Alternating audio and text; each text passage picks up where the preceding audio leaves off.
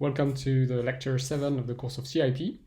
And today we will talk about integration on product spaces, so what you could call multiple integrals. So remember that in previous lectures we've introduced measures, measurable functions, integrals with respect to measures, etc. The Lebesgue measure, we've seen it 2 lectures ago. And we've talked also about the law and moments of a random variable. So today the topic is the following. For instance, you have an integral of a function which depends on 2 variables. So let's say, okay, you want to integrate on R, for instance, twice of f of x and y dx dy. And the natural question that you could ask is it possible to interchange the order of the integrals? So can I write this like that? F of x, y dy, so integrate first now with respect to y, dx. Okay. Another thing that you want to know that is quite common when you need to compute integrals is to make changes of variables. So I'm sure you have encountered this kind of objects. So again, if I have an integral over R2, first integral with respect to R, of f of x and y dx dy, where x and y are 2 real variables, then you might want to express this integral, for instance, in polar coordinates. That's just an example, but I believe that's something you might have done before. And okay, so the question is, so that was a question, of course. This is a question also. Are you allowed to write this as, say, an integral? So write it here, an integral from 0 to 2 pi of an integral on, say, on R plus, so 0 to infinity, of, so between 0 and theta 2 pi this will be an angle, between 0 and plus infinity it will be a radius. So you want to represent your point xy in R2 as in polar coordinates. So you would write something like that, f of, so instead of xy that would be r cos theta, and instead of y that would be r sine of theta, r dr d theta. So you see that there is something non-trivial that happens here, that you put r dr instead of just dr, for instance. And we will see this kind of formula later and how to apply them, actually in a much more general situation. But spoiler here, be careful, because for my first question it is not, and for the second as well, it is not always possible to do these manipulations. Okay, so in this lecture we will construct product spaces. The new objects mostly will be product sigma-algebra and product measures, and we will see various applications, in particular in probability. So I will mention there will be a 2 smaller party on probability and in particular on independence. So let's consider some function which is defined on a product space, E1 times E2, with values in R, and 2 measure spaces that come with respectively with E1 and E2. The first thing that we'll have to wonder, if we want to work on E1 times E2, is there a natural sigma algebra on E1 times E2?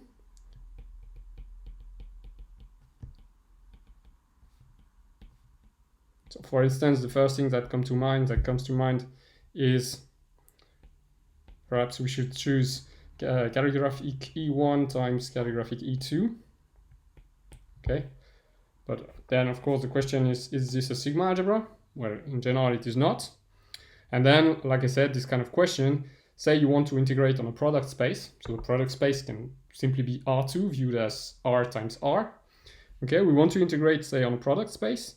And as you can guess, it's easier to integrate twice in R than once in R2. So it's easier when you have an integral over R2 to integrate with respect to the first coordinate and then with respect to the second coordinate.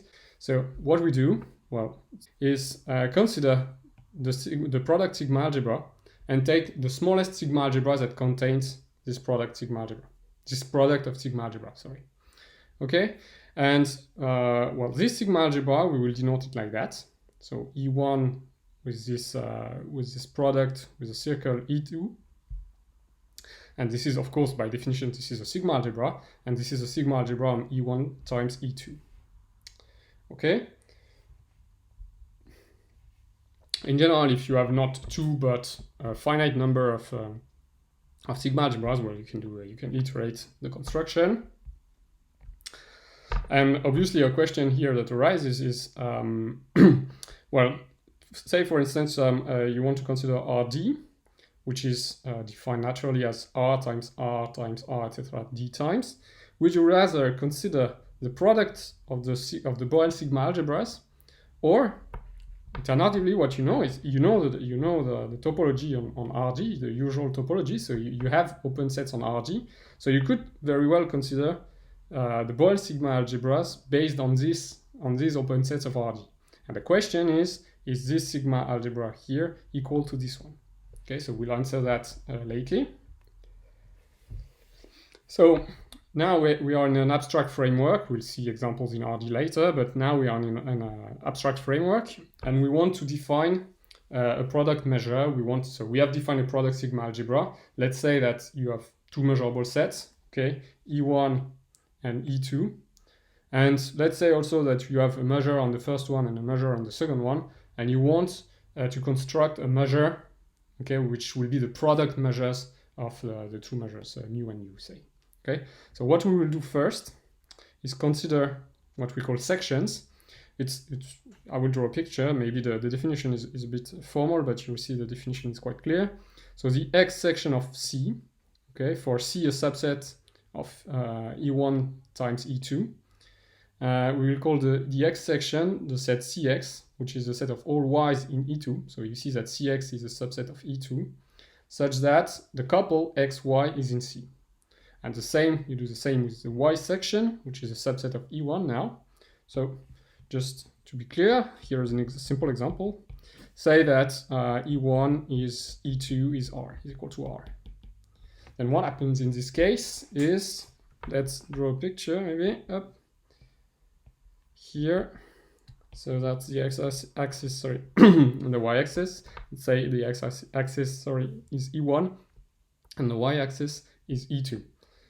Well then, I don't know, let's choose some subset of R2. If I look at the X section, say for instance I look at X1 here, well, I will look at all the points in Y. Okay, so I'm looking at this line actually, all the points in Y, such that X1, Y are in C. Well, clearly here I see that C X1 is equal to the empty set.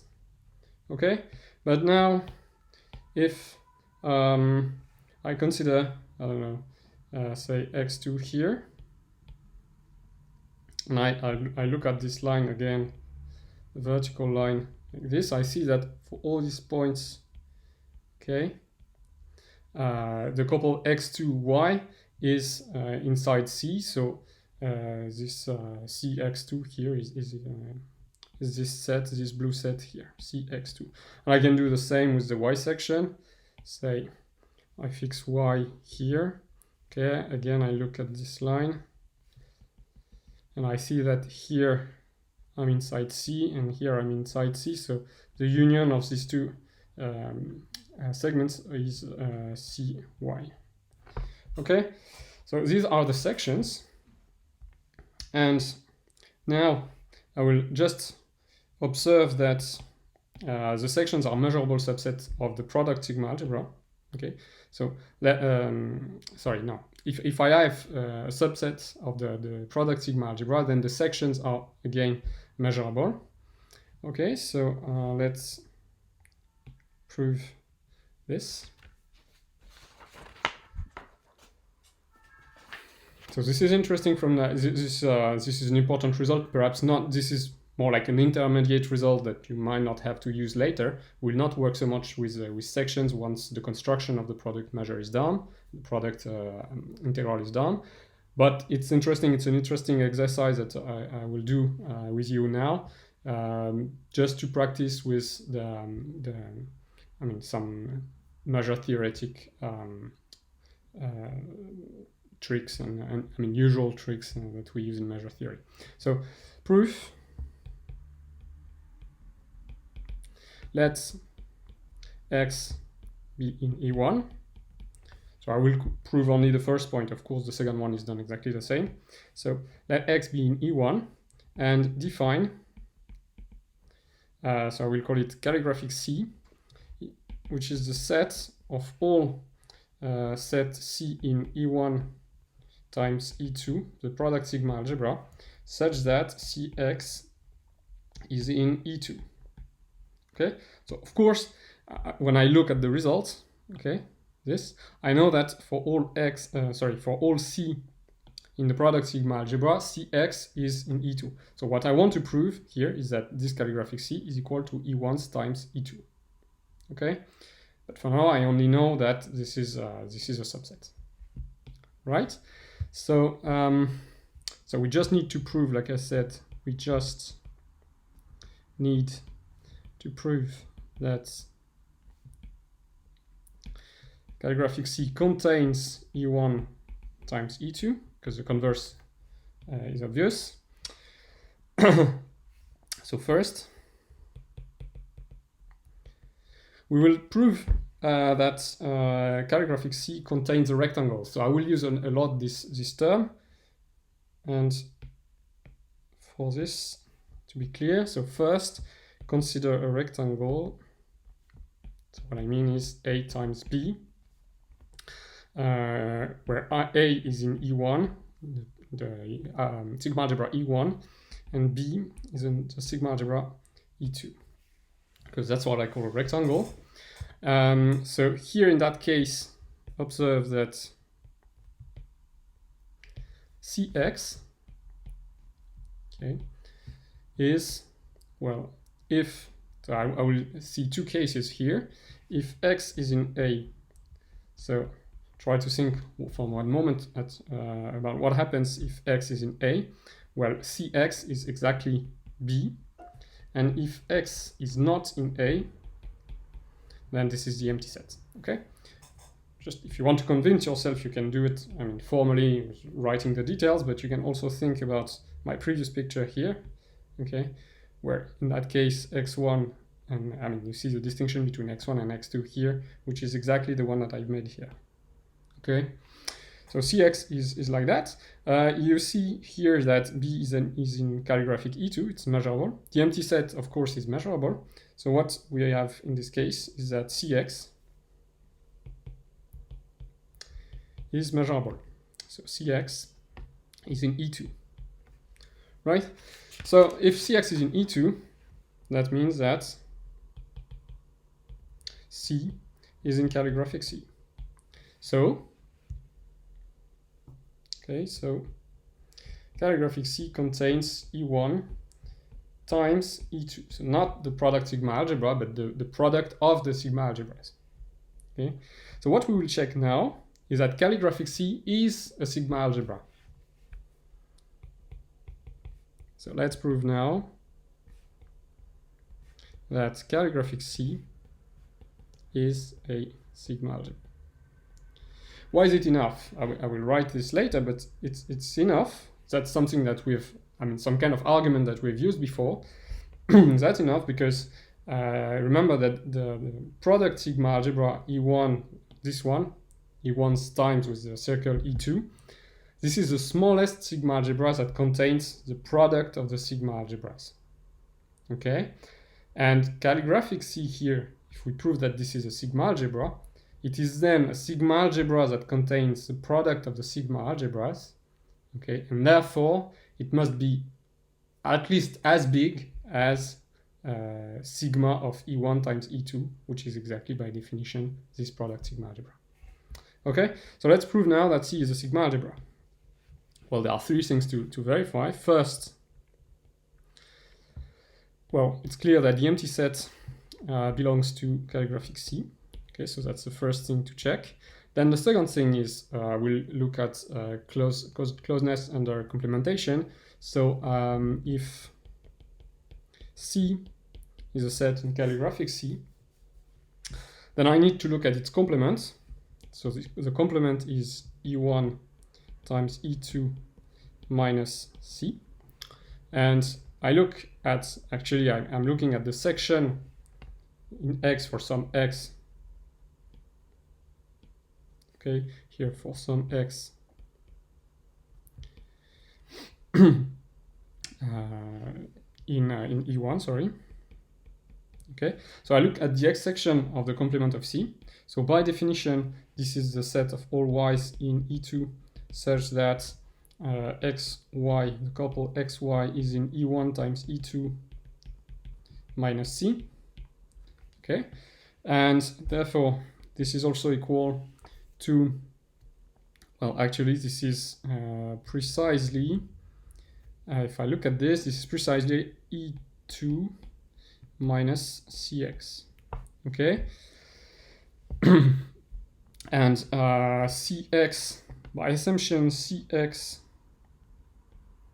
is in Cx is in E2 by assumption. Cx is measurable, and E2 minus Cx is in E2. Okay, so if I have some set C in calligraphic C, okay, then its complement, so E1 times E2 minus C, is again in calligraphic C. Okay, and the third point, I need to look at the closeness under countable union. So let's say Cn be a sequence in calligraphic C, and again I will use I will look at their union, the section of their union, and see that it's still in E2.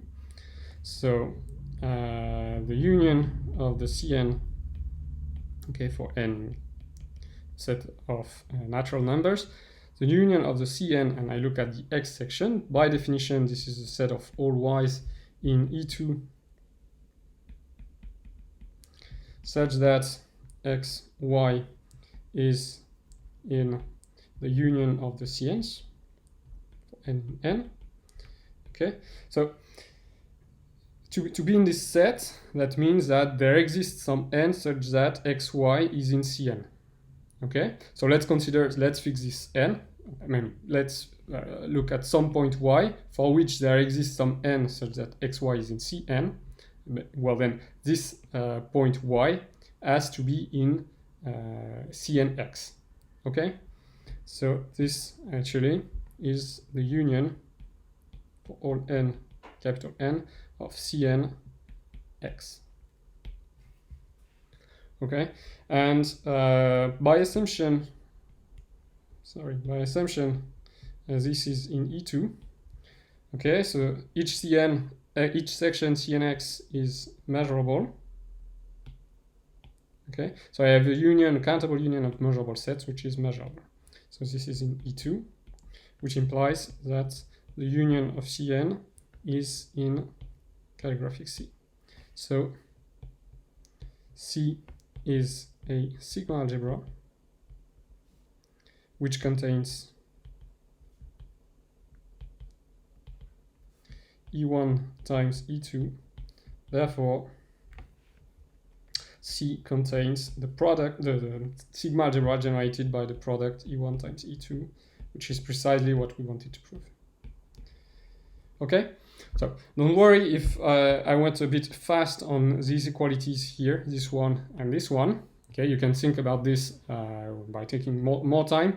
It's not essential in the rest of this course. What I wanted to emphasize is more on the scheme of proof itself. Okay, with this kind of argument here. Okay, but the section, once I will have presented the product sigma-algebra, the product measure and the integral of the product space, we will not use these objects so much. Okay. Okay, so of course you can do the same here for the Y sections and you get the results. So we have that if C, okay, let me remind you that if C is in the product sigma-algebra, then the sections are themselves measurable.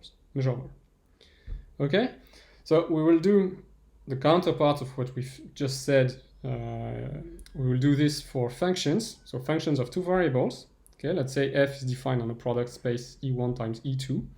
We will define the sections somehow of these functions. So here it's easier to introduce. It's more difficult to draw a picture, so I will try, but this might not be very beautiful. So let's say, okay, I have the x-axis here, the y-axis here.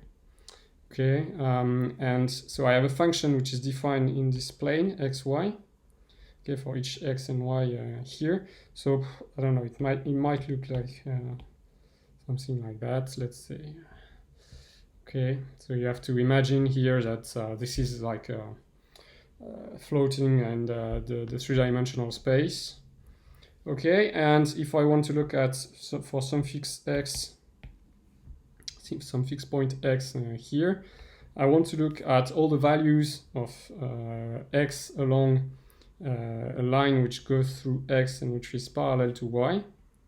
So I would have to make a projection of my function here onto this this plane that is here along this this line.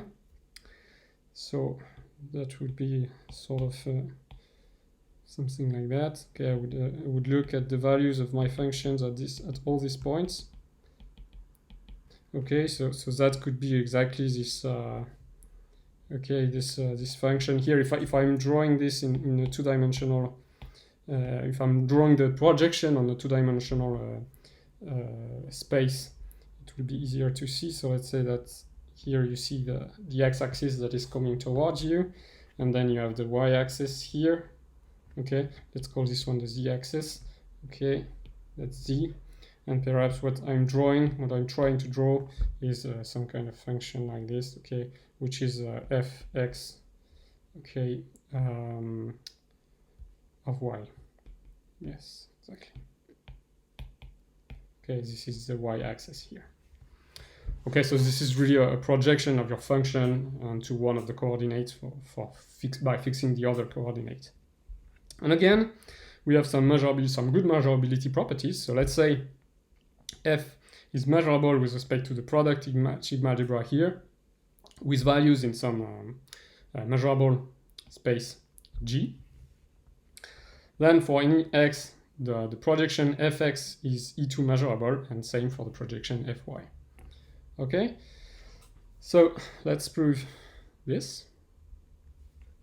So it's not very complicated. It's easier than the previous proof, sorry. So let x, I'm fixing x in E1.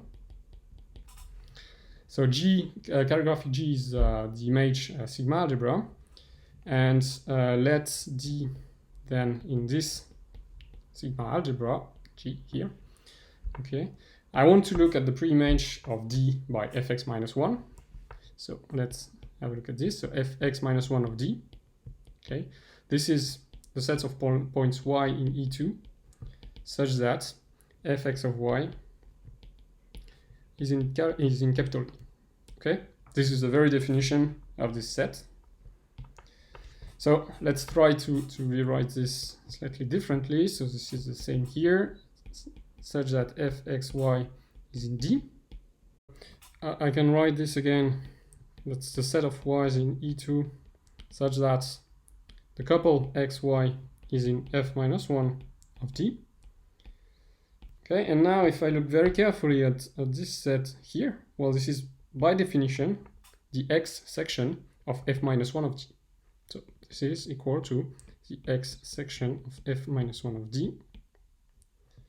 Okay, and this by assumption, I mean not by assumption, but by the previous proposition, it's in E2, characteristic E2, which means that fx is measurable. Okay, I do the same for fy, and I've proven my result. Okay, so now we will define the product measure. Okay, I will make the proof here of this result, but I will do it at the end of the video of this first part. It's a bit technical.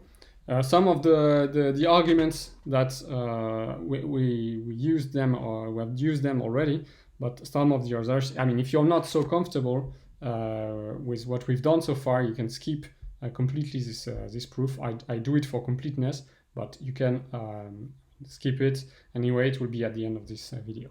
Right. Let me just give a definition, because here I've not defined so far what is a sigma finite measure. Okay, so a measure mu on some measurable space E, it's sigma algebra calligraphic E, is sigma finite if there exists a sequence xn, say, of subsets of E. Also, I should say, calligraphic E, such that, so I need two things. I need first that xn is included in xn plus 1 for all n. Well, I need three things actually. I need the union of the xn for n in the set of integers to be equal to the whole set E. And the third thing, important thing, is that mu of xn is finite for all n. Okay, so you see that, so a sigma finite measure, okay, is a measure which is finite. Okay, that's this assumption. It is finite. You can always find a way to write your the whole space in which you're working, capital E, as a union of bigger and bigger balls, if you want. They do not need to be balls, okay, but you can have the image in the space of Euclidean space, for instance, of larger and larger balls, okay, which cover at the limit, they cover the whole space. And a sigma finite measure would be a measure that is finite on all of these balls. As large as they can be, they are finite on all of these balls. You can think the very natural example here is if you work in R or in RD, let's say in R, you look at the intervals minus n to n. The Lebesgue measure is finite on each of these intervals. Okay, the Lebesgue measure of the whole space is plus infinity, but the Lebesgue measure of all of these intervals is finite. Okay, so that's a sigma finite measure, and that's what we need to assume if we want to construct a product measure. Sorry. Okay, so let mu be a sigma finite measure on first space E1, calligraphic E1, and nu be again a sigma finite measure on the second measurable space. Then there exists a unique measure on the product space with the product sigma algebra, which okay, so you call it mu times nu, again with the circle around the symbol, the times symbol, okay, such that for any A in E1 and B in E2, the product measure of a rectangle, any rectangle A times B, is equal to the product of mu of A times nu of B. Okay, well, this is exactly what you would do to if you were to measure the surface of a rectangle. Okay, so there exists a unique measure, so that's what you really need to remember, that this characterizes completely the measure mu times nu, this relation here. Although we are not, okay, this is not given for all A, B, this is not given, sorry, for all, say, C in the product sigma algebra here, this relation. So we are only characterizing the measure on a smaller set, not the whole product sigma algebra. Okay, plus, okay, we have this property of sigma finiteness again for the product measure. If you want to compute the product measure for any measurable set, so in the sigma algebra, then you have this formula using the C sections, the X, and Y sections. Okay, first as an integral against E1 and 2 as an integral against E2. On E2, sorry. Okay, one important remark is that it is very important, I mean, it's even essential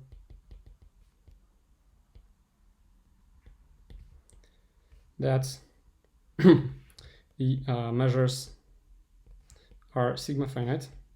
Let me give you a simple counterexample if one of the measures is not. Okay, for instance, consider E1 equals E2 equals R. So even on a simple example, you'll see that this can fail.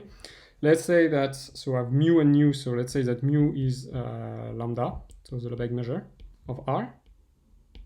And let's say that nu is the counting measure, okay?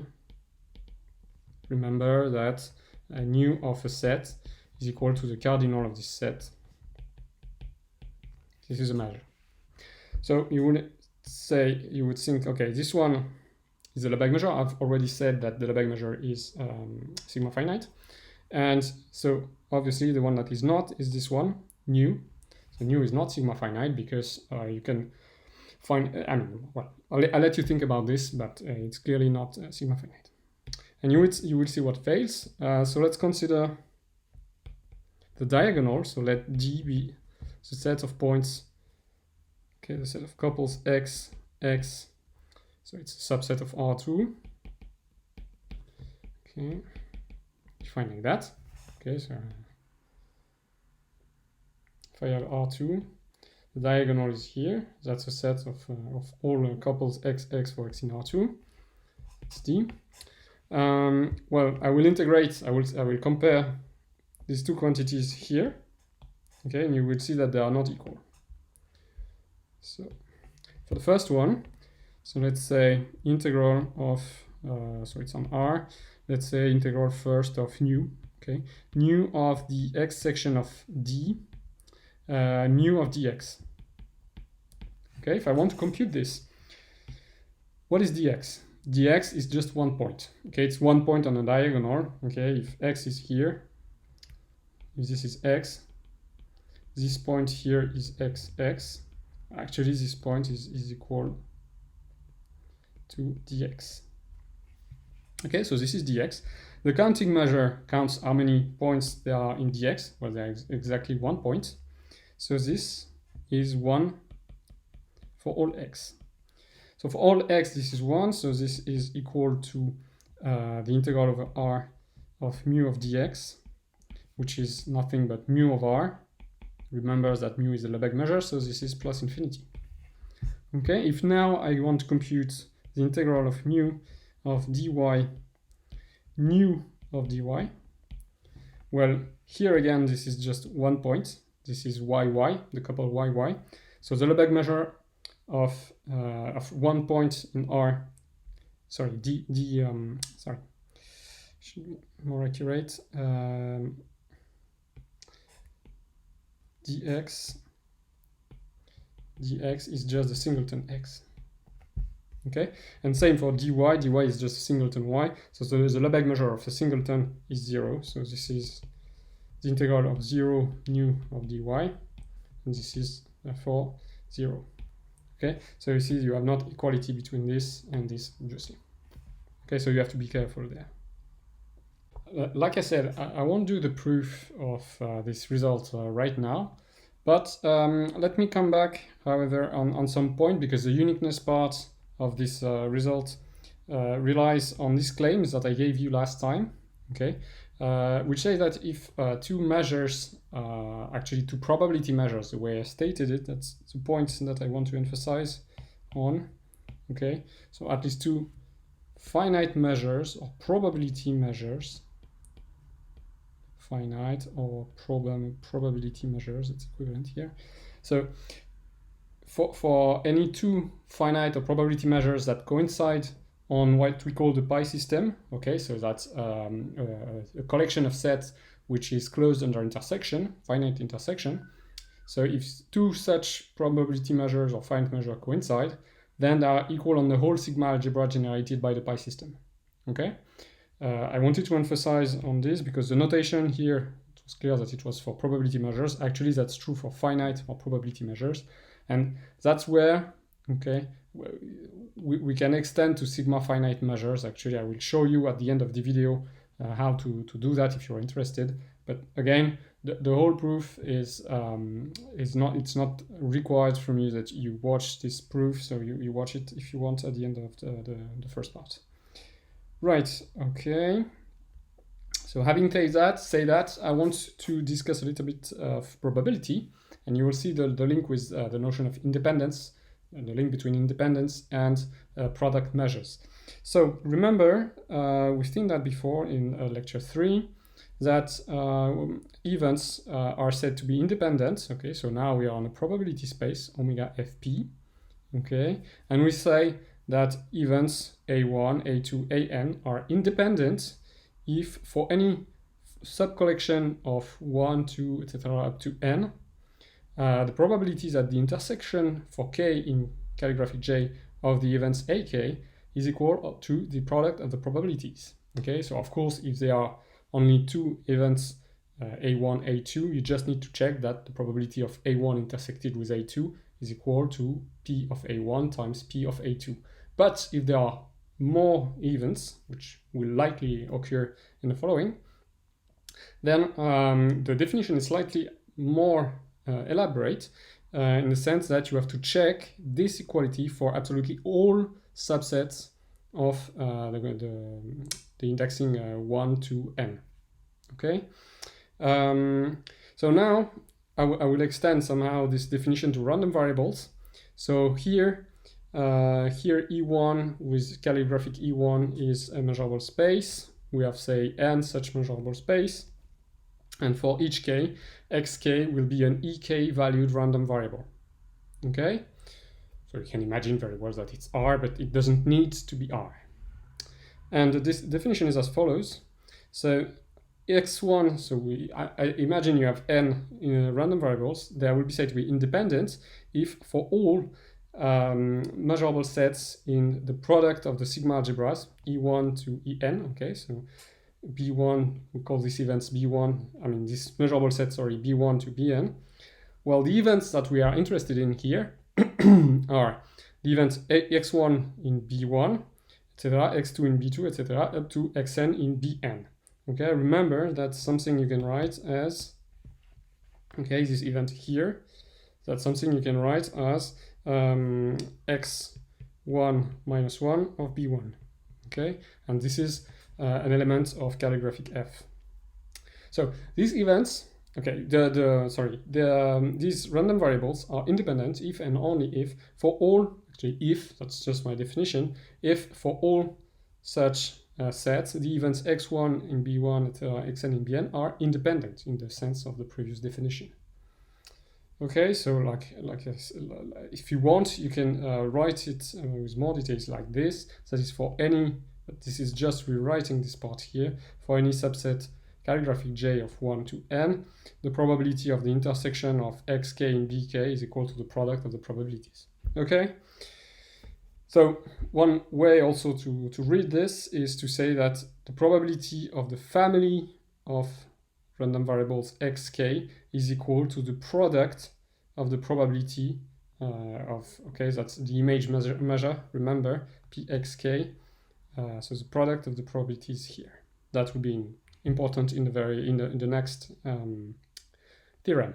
So let me just emphasize why it's important here and why the definition won't be the same if you don't check this for all subsets J. So I will give you two examples. So Remark, more Remark actually, but these are examples as well. It's not enough, for instance, I will give you the two extremes. First, if you only check this equality for calligraphic J equals to this set, 1 to n, then it's not mutual, what we call mutual independence or independence. It's much weaker.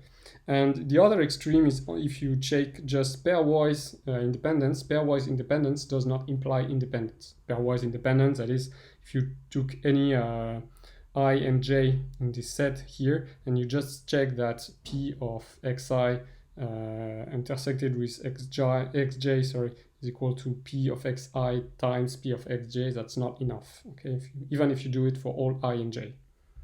Okay, so first remark, it is not enough. It is not enough to verify that. Sorry, it is not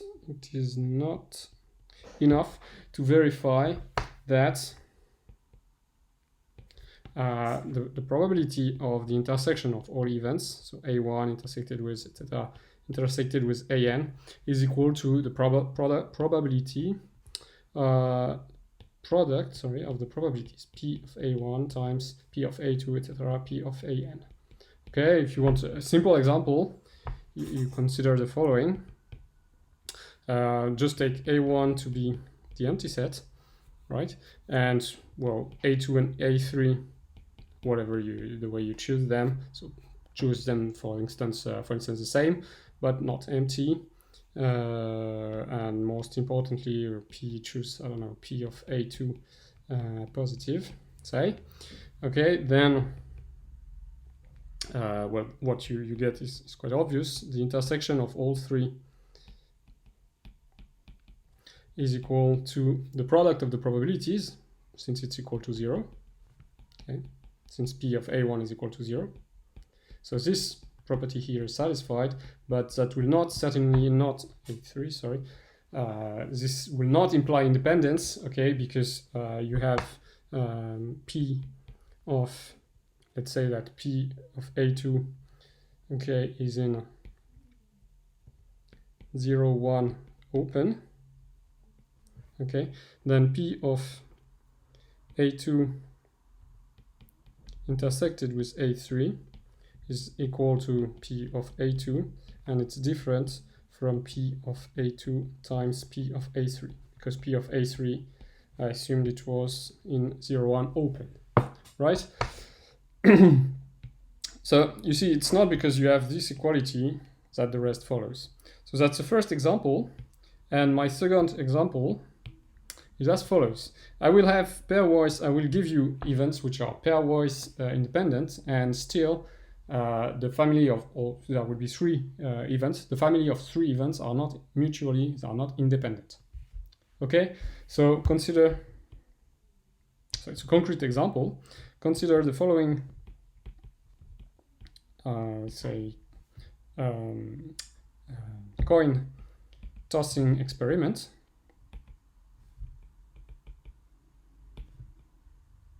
Okay, so let's say that we have a fair coin, okay, 50% chance to give tails and 50% chance to get heads. So we have a fair coin and we throw it twice in a row.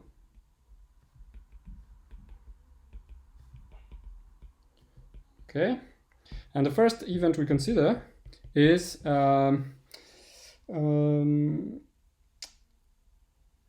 so we get, sorry, heads. We get heads after tossing the coin once. Okay, so the first time you toss the coin, you get heads.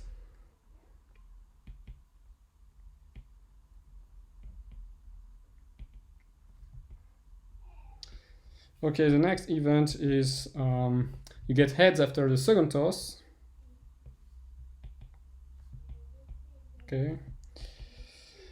And the third event is C, and it is that you get the same result after each toss. So it can be twice heads or twice tails, right? So then you can check that, I will not do that, check that the probability that A and B happen simultaneously is equal to the probability of A times the probability of B. Okay, you can just, if you want to verify this equality, just compute explicitly this quantity and explicitly this quantity. You'll see the results. And then what else? Yes, so you continue like this. A intersected with C, you check that this is equal to P of A intersected with P of C. And again, P of B intersected with C is equal to P of B times P of C. So in the end, you have checked that these events are pairwise disjoint, but pairwise independent.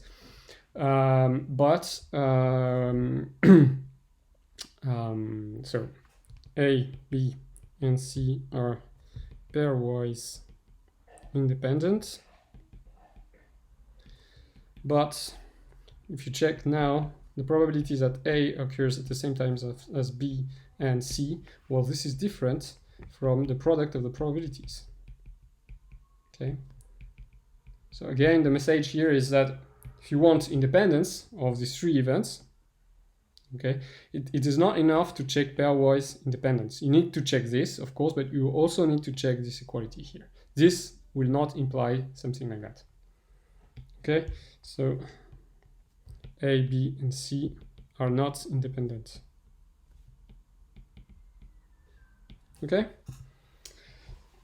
and now, why are we talking about independence in the middle of this course on product measures? Well, it's because we will give a characterization of independence in terms of product measure. So let's assume that we have two measurable spaces, one probability space, okay, and let's say that xy is an e1 times e2 valued random variable. Okay, so that means that this is a vector of random variable with values in e1 times e2. Okay, so just as for e-valued random variable, the fact that it's a product here is not relevant. So for any c in the product sigma algebra, okay, we define the image law of this vector xy as the probability that xy of p of xy of c is equal to the probability that the vector is in C. Okay, notice here that, so a couple of remarks. Notice here that assuming that xy, the couple xy is an e1 times e2 random variable, okay, so xy a random variable, this implies that x is an e1 valued random variable. Okay, you can try to check that, and this of course implies also that y is an e2 valued random variable. Okay, and a second remark, which you can verify as well, is that this object that we define here, okay, this is really a definition on the left hand side. Okay, here everything is well defined. Well, p x y, the object that we defined there, is a well-defined probability measure on the image set, which is the product. It happens to be the product here, so it's a well-defined probability measure on this sigma algebra.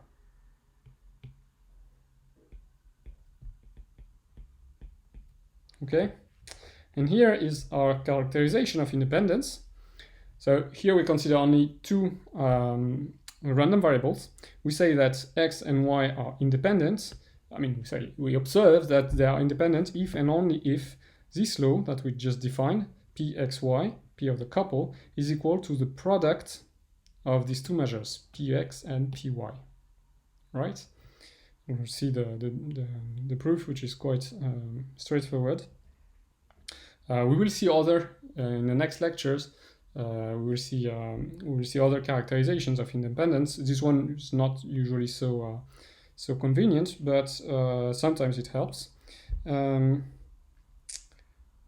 Okay, actually it's more the fact, usually we use the fact that if we know that x and y are independent, then it's convenient in particular to compute expectations. For instance, it's convenient to have this equality here.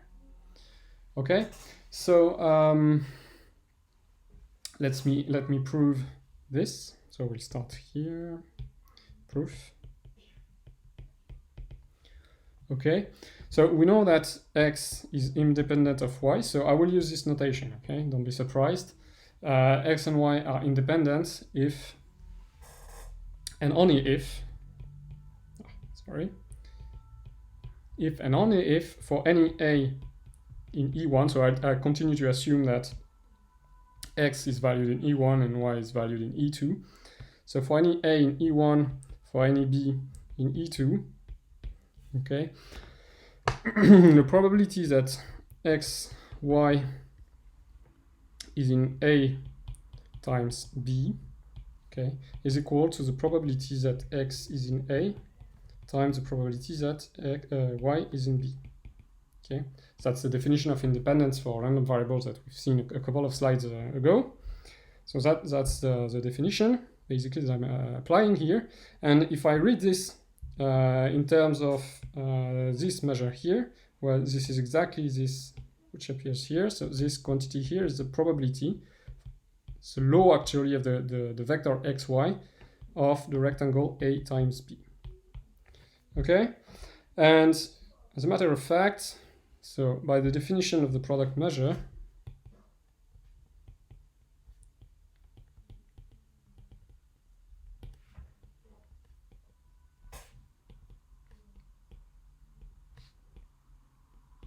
we also have that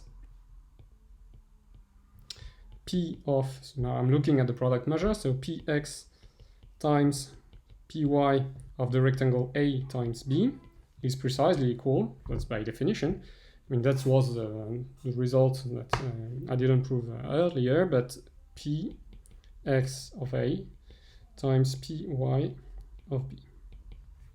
Okay, so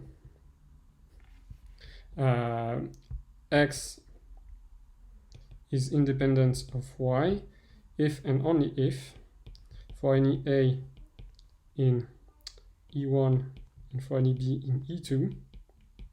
So if and only if I have Pxy of A times B, which is equal to this product, and this product, by the definition of the product measure, well, this is equal to this. So if and only if for any A and B, P, the law Pxy of A times B is equal to the product measure Px times Py of A times B. Now the question is it enough to conclude that, okay, what we observe is that this measure is equal to this measure on the rectangles. The question is it enough to conclude that the two measures are equal, that is on the whole sigma algebra, because here we just observe that they are equal, okay, Pxy equals Px times Py on E1 times E2, on the product of the sigma algebra. But is it enough to conclude that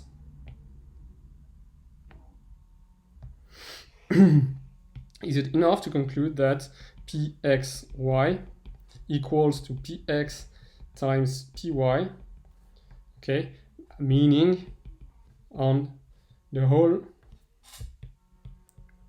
sigma algebra E1 times E2? Okay, so that's a question mark. And the answer is yes, using, again, claim 1. Okay, you remember claim 1, which I recalled you a few slides ago. Using claim 1, so here we have probability measures. This is a probability measure. This is a probability measure. They coincide on this set. And what we need to notice is that E1 times E2, okay, using claim 1, because E1 times E2 is a pi system. Okay, remember this means that it's closed under